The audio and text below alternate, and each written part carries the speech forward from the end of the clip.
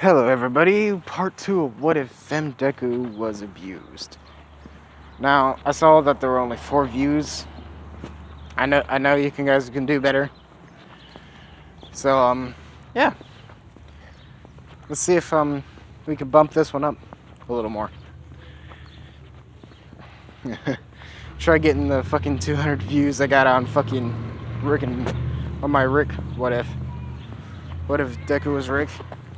Speaking of, I gotta continue that eventually. Anyways, nice day. So I thought, hey, why not record? Other than a couple loud ass trucks. Speaking of, heads up.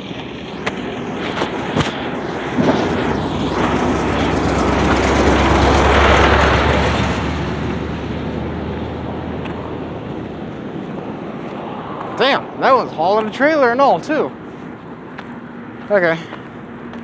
Yeah, anyways, I thought I'd do a part 2 of Femdeku. Femgoku. Hang on. Anyways, I figured I'd do a part 2 of what if Femgoku was abused. Oh, laid new asphalt. Nice. Step over that shit. I'm good. That's old shit. I'm good. So, let's continue. Goku. She's feeling Goku, in all actuality. She's feeling a huge pain, being lifted from her heart, seeing Earth destroyed. On her way to a planet, she happens to cry herself to sleep, knowing that, well, everyone hated her, but not everyone did her wrong. That she was responsible for those deaths too, by giving Vegeta the okay. Of course, it was Vegeta's hand, but it was Goku who gave him the go-ahead. Goku felt guilty about it. King Kai contacted her in her sleep. He said, "Now, I understand why you gave him the okay, but seriously? Come on. There were good people on that planet. I mean, scarce, but good people." Goku saying, "I'm sorry, King Kai. My emotions just got ahead of me." He says it's fine. Besides, the planet was scheduled to be destroyed again. At least another mass extinction next 100 years. Really? Yes, I know it would have been near the end of your lifetime, actually. Huh. So, King Kai question. He says, yes. Because of, well, what I've done, because of what I've done, would I be able to come back to you for training? He says, you can always come back to me. Hang on. You can always come back to me, young one. I'll always take you in, no matter the circumstance. She says, thank you. Another few minutes of dreaming. She wakes up. Fucking dick.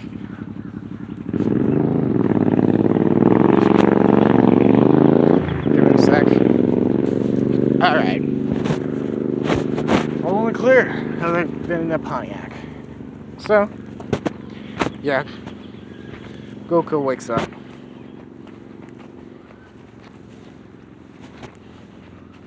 Gravity's a little heavier than it was on Earth, but not as heavy as it is on King Kai's. She gets out, looks around and says, where are we? He says, Planet Namek, Vegeta says.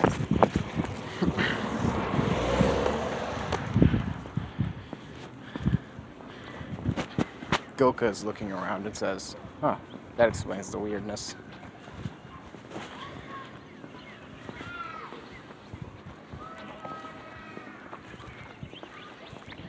So, oh yeah, little kids. Yeah, I happened to walk by a school on my way to work. I'm not saying which school, I'll just give it away. Oh yeah, no face reveal anytime soon, so. Or Susie. Uh, anyways.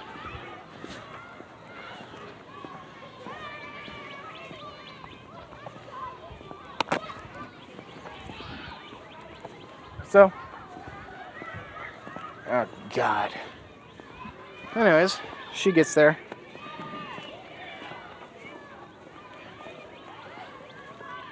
Goku says,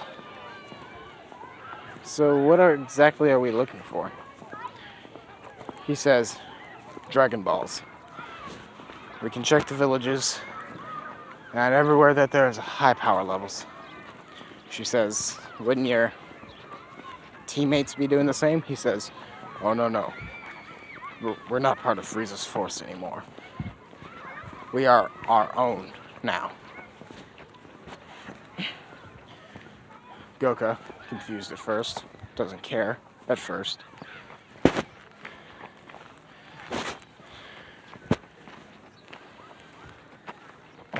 Goku, she's searching the villages, looking for the Dragon Balls. They realize that she has good intention towards them, no want to harm them, unlike her colleagues. They, on the other hand, well, they're just assholes.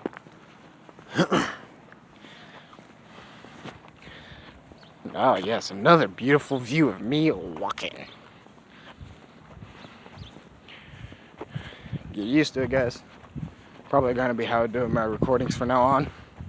Who knows? If I get enough views, maybe even enough likes and subscribers, I might do a face reveal. Who knows? So let's continue. Oh yeah, SUV coming. So they managed to gather up 4 out of the 7. 3 more left. Goku remembering. Wait! Yeah. She remembered she had the dragon radar on her.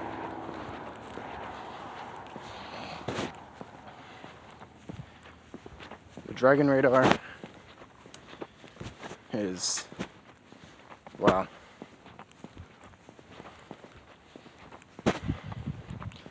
the dragon radar surprisingly works. And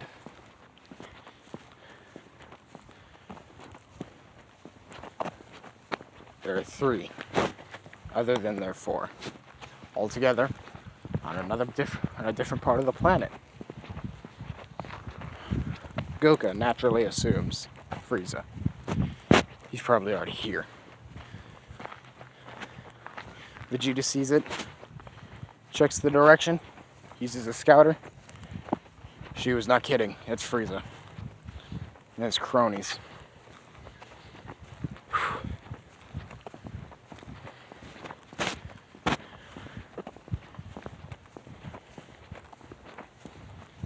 Vegeta's like, shit. Goku could feel the power level coming off Frieza. She realized just a couple of months of training in that gravity pod, in a gravitationally heavy area, they could, achieve some stuff. She thinks, Jupiter? Pretty heavy? No, probably the atmosphere there is probably too poisonous for us.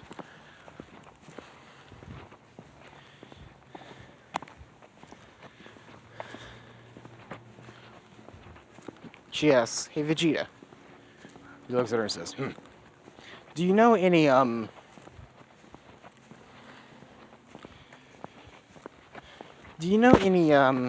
places that like super heavy gravity wise?" He says, "I could come up with a few, yeah." She says, "Great. We need to go there and begin training." He says, "Training? How exactly? She says calisthenics, key, and mentally. With those three all combined, we could gain a lot of strength fast. He says, exactly how fast? Training there in like 5 years, for like 5 years, shit, it could probably give us a good boost. Probably even enough to face the biggest one there, pointing towards Frieza. He says, and you've got the proper techniques to teach us this, correct? She says, yes. I've been doing them for years on my own. The gravity on the planet I was raised on, well, wasn't quite enough. She said. Vegeta says, fair enough. Then Goku remembers. Room of Spirit and Time can do a whole ass year of training in one day. Then she remembered. Right. Planet blew up. She's like, maybe I shouldn't have had you blow up that planet. Maybe wipe the life out, but not blow up the planet. He says, I didn't blow up the planet. I just wiped the life out.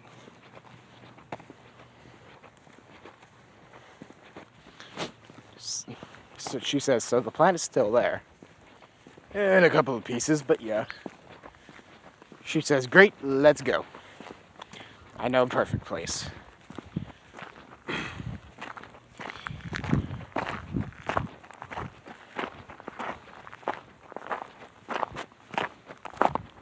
As they get back to Earth, after they bury a singular Dragon Ball.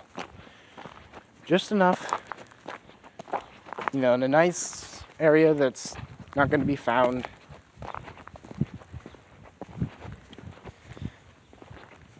In a spot they can definitely remember.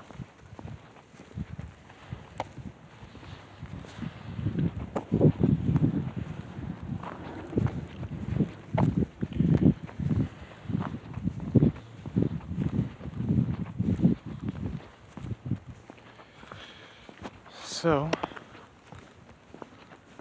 they begin, as they get back to Earth. Vegeta wasn't kidding. It's in a couple of pieces. Okay? Like, it's got 2 new moons now.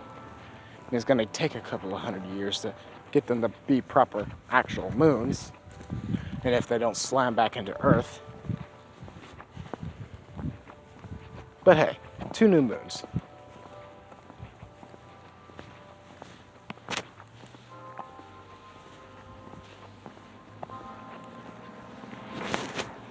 So, they get to the room of spirit and time. They get to the room of spirit and time. Vegeta notices how hot it was immediately. Hang on. Yeah, he notices how hot it was immediately. He says, okay, nice and hot. Help us get used to the condition. Help us get used to extreme planets. After a couple of days, or after a few minutes technically, but seemingly a few days. Hang on. Still got dogs, hang on. Still got dogs. I swear to God, I missed out a whole fucking 2 minutes of recording because of fucking dogs. So, let's continue. If it's a cat, be like, hey, kitty, pet, pet. Now, but if it's a dog, like, people around here don't know how to raise their fucking dogs. So, enough of me ranting. Back to the what if, shall we? Goku, she trains Vegeta and Nappa for the next year.